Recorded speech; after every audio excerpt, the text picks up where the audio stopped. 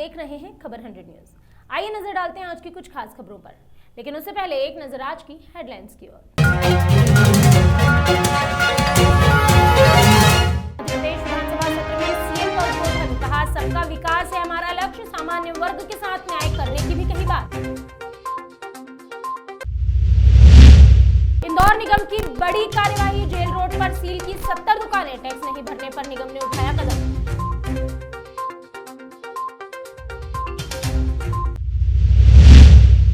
और ओबीसी आरक्षण मामले में गरमाई राजनीति, मंत्री भूपेंद्र सिंह का कांग्रेस पर वार, कहा ओबीसी आरक्षण मामले से जाहिर हुआ कांग्रेस का दोहरा।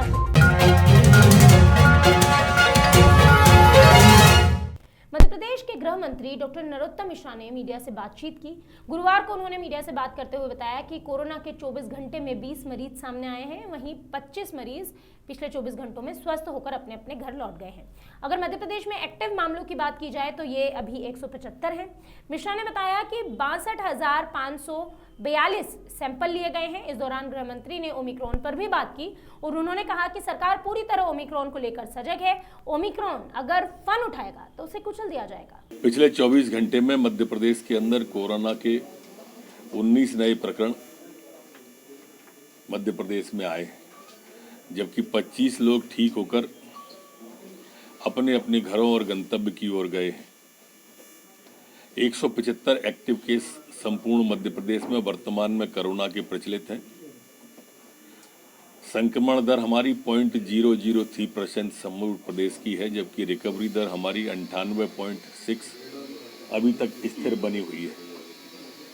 62,542 पिछले 24 घंटे में मध्य प्रदेश के अंदर सैंपल लिए गए।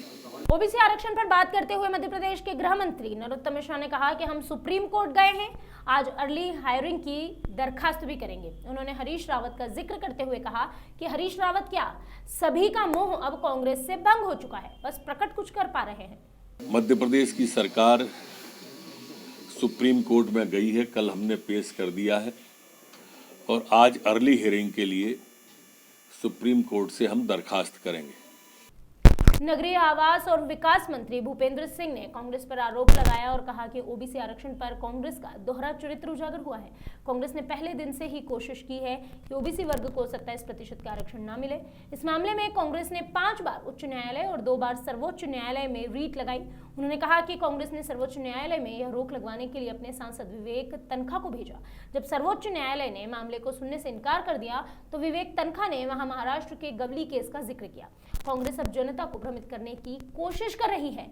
जब गुजरात और छत्तीसगढ़ के चुनावों में ओबीसी वर्ग को आरक्षण नहीं मिल रहा है, या माफ कीजिए, जब गुजरात और छत्तीसगढ़ में अगर ओबीसी वर्ग को आरक्षण मिल रहा है तो ये पार्टी आखिर मध्य प्रदेश में आरक्षण पर रोक क्यों लगवा रही है?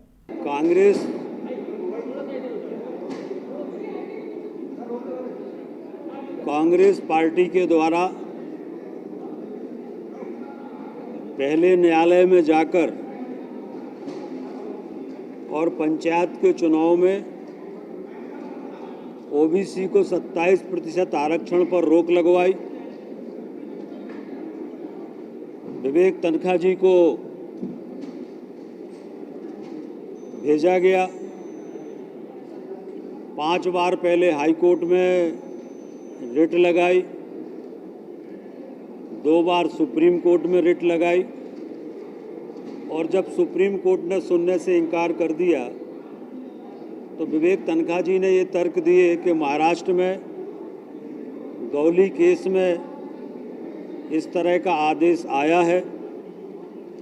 तनखा जी के तर्कों के आधार पर उनके द्वारा जो बात रखी गई उस पर सर्वोच्च न्यायालय ने मध्य प्रदेश में पंचायत चुनाव में ओबीसी आरक्षण पर रोक लगाने का काम किया है। भारतीय जनता पार्टी प्रदेश नेतृत्व के निर्देशानुसार देवास भाजपा जिला अध्यक्ष राजीव खंडेलवाल ने आगामी जिला पंचायत निर्वाचन हेतु घोषणा की। उन्होंने अधिकृत प्रत्याशियों की सूची को निरस्त करते हुए जिला पंचायत के सभी वार्डों को फ्री फॉर ऑल की घोषणा कर दी, जिससे राजनीति एक बार फिर गर्मा गई। भारतीय जनता पार्टी ने पूर्व में वार्ड क्रमांक 2 से जिला पंचायत सदस्य हेतु सामान्य वर्ग के लिए घोषणा की थी, किंतु बीजेपी प्रदेश संगठन ने फिर से फ्री फॉर ऑल की घोषणा कर दी, जिसके अंतर्गत अब हर कोई चुनाव लड़ सकता है। इसके विरोध में वार्ड क्रमांक 2 के अंतर्गत आने वाले कार्यकर्ता गुरुवार को सिविल लाइन स्थित भाजपा कार्यालय पहुंचे। कुछ देर की गहमागहमी के बाद मौके पर पूर्व जनपद अध्यक्ष सोहन फूल सिंह चौहान यहां पहुंचे। उन्होंने मामले को शांत कराया और संगठन द्वारा लिए गए निर्णय का समर्थन। जब निर्वाचन प्रक्रिया चलती है तो एक स्वाभाविक प्रतिक्रिया होती है। जो उम्मीदवार होते हैं उनमें से कोई एक तय होता है और बाकी लोगों को जिनको अधिकृत नहीं किया जाता उनके मन में कुछ न कुछ आक्रोश होता है। लेकिन चूंकि अब तो निर्णय भी चेंज हुआ है, कल तक जो स्थिति थी आज उसमें चेंजेस आए हैं। कार्यकर्ताओं का अपना आक्रोश होता है पार्टी के कार्यालय पर आकर, क्योंकि सभी कार्यकर्ता भारतीय जनता पार्टी की रीढ़ की हड्डी हैं, उन्हीं के कारण पार्टी संगठन चलता है। उन्होंने अपना आक्रोश यहाँ जाहिर किया था।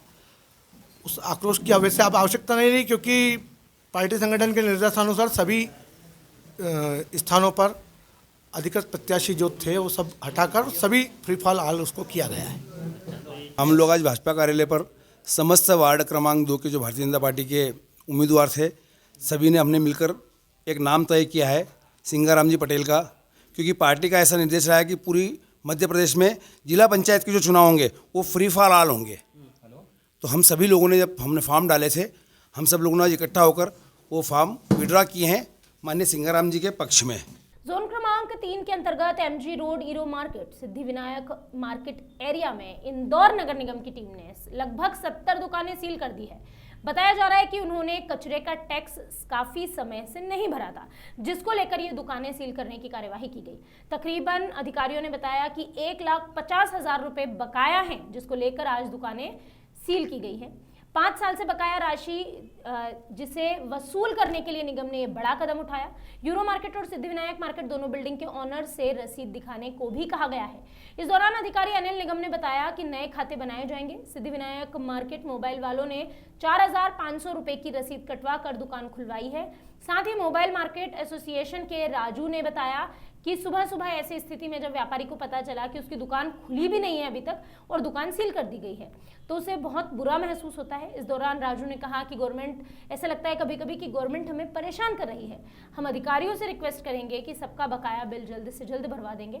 उन्होंने सरकार से निवेदन किया कि थोड़े दिन की मोहलत उन्हें दें। देखिए, नगर निगम के द्वारा सुबह सुबह किसी को बिना बताए मार्केट सील कर दिया गया था और उसके बाद हम नगर निगम गए, जोनल ऑफिस गए, तो हमारे आदरणीय अनिल जी जो नगर निगम के अधिकारी हैं, अनिल निगम जी, उनके द्वारा हमारे को सहयोग मिला। पांडे जी भी वहाँ पे थे और उन्होंने बताया कि ऐसे ऐसे शुल्क नहीं भरने के कारण मार्केट सील किया गया है। हम लोगों ने शुल्क देने की तैयारी कर ली, हम लोग शुल्क दे रहे हैं और मार्केट ओपन हो चुका है। आज हमारे द्वारा SWM वसूली को लेकर कार्रवाई की गई है। जेल रोड पर हमारे 3 मार्केट सील किए गए, जिसमें SWM कचरा संग्रहण शुल्क बकाया होने से कार्रवाई की गई और अभी एक मार्केट में हमारे एसोसिएशन के अध्यक्ष द्वारा अपना सहयोग किया गया और हर प्रत्येक दुकान से अभी 4500 रुपये की रसीद जारी की जाए। देवास की स्टार शटलर भूमिका वर्मा ने इंदौर में आयोजित ऑफिशियल राज्य स्तरीय बैडमिंटन प्रतियोगिता में 2 मेडल अपने नाम किए। अंडर 19 बालिका डबल्स में सिल्वर और बालिका सिंगल में ब्रॉन्ज मेडल पर कब्जा करते हुए देवास शहर का नाम रोशन किया। खिलाड़ी ने अपनी इस जीत का श्रेय कोच को भी दिया और साथ ही साथ अपने परिजनों को भी। भूमिका की इस उपलब्धि पर LNB क्लब में आयोजित सम्मान समारोह में पुष्पगुच्छ देकर विधायक प्रतिनिधि रवि जैन, जिला खेल अधिकारी हेमंत सवीर, क्लब अध्यक्ष आनंद दुबे ने उनका स्वागत किया और भूमिका के उज्जवल भविष्य की कामना भी की। स्टेट लेवल बैडमिंटन चैंपियनशिप अभी इंदौर में आयोजित हुई थी, उसी में वुमेंस डबल में अंडर 19 में सिल्वर मेडल और वुमेंस सिंगल में ब्रॉन्ज मेडल लेकर आई और देवास का और पूरे मध्य प्रदेश का नाम रोशन करा है। हम उसी के प्रोत्साहन के लिए और उसी बच्चे के सम्मान के लिए यहाँ से हुए। हमारे लिए बड़ा ही गर्व का विषय है कि हमारे ही देवास इंदौर जिले में सब जूनियर स्टेट प्रतियोगिता का आयोजन हुआ था, जिसमें 21 जिलों से करीबन 350 खिलाड़ियों ने भाग लिया था। उसमें अंडर 19 में भूमिका वर्मा देवास की बालिका ने वुमेन डबल्स में सिल्वर मेडल और वुमेन्स सिंगल्स में ब्रॉन्ज मेडल हासिल करा है। देवास से कितने प्रतिभागी हिस्सा लिया? देवास से करीब 12 से 15 खिलाड़ियों ने पार्टिसिपेट करा था। उसमें एक खिलाड़ी ने 4th पोजीशन हासिल करी है और भूमिका ने 2nd व 3rd पोजीशन अपनी हासिल करी है। आज इसी उपलब्धि पर भूमिका का एक छोटा सा सम्मान समारोह रखा गया था, जिसमें हमारे मुख्य अतिथि रवि जैन जी विधायक प्रतिनिधि महोदय रहे। मध्य प्रदेश के मुख्यमंत्री शिवराज सिंह चौहान ने विधानसभा सत्र में संबोधन दिया। इस दौरान उन्होंने कहा कि वो पूरी जिम्मेदारी के साथ ये कह रहे हैं कि सामाजिक न्याय, सामाजिक समरसता के साथ सामान्य वर्ग हो, पिछड़ा वर्ग हो, चाहे SC ST हो, सबका कल्याण किया जाएगा और सबका कल्याण हमारी सरकार का लक्ष्य है। इसके आगे उन्होंने कहा कि सामान्य वर्ग के साथ भी वो न्याय करेंगे। मैं फिर जिम्मेदारी के साथ कह रहा हूं, हमने उस दिन भी कहा था सामाजिक न्याय, सामाजिक समरसता के साथ। सामान्य वर्ग हो, पिछड़ा वर्ग हो, SC हो, ST हो, सबका कल्याण इस सरकार का लक्ष्य है। इसलिए हम सामान्य वर्ग को भी न्याय देंगे, SC ST को भी न्याय देंगे और अन्य पिछड़ा वर्ग के आरक्षण के साथ पंचायत का चुनाव हो। आप जानते हैं आज ही हमने पुनर्विचार याचिका परसों दायर कर दी थी। आज अर्ली हियरिंग के लिए कोर्ट में हमने आग्रह किया, इस माननीय सर्वोच्च न्यायालय में रजिस्ट्रार जनरल से मिले हैं और आग्रह कर रहे हैं कि अर्ली हियरिंग हो, तत्काल सुनवाई हो, तत्काल फैसला आए। अब वो फैसले की प्रतीक्षा है। अभी के लिए बस इतना ही। बाकी खबरों का सिलसिला लगातार रहेगा जारी। आप जुड़े रहिए खबर 100 न्यूज के साथ, जनता की बुलंद आवाज।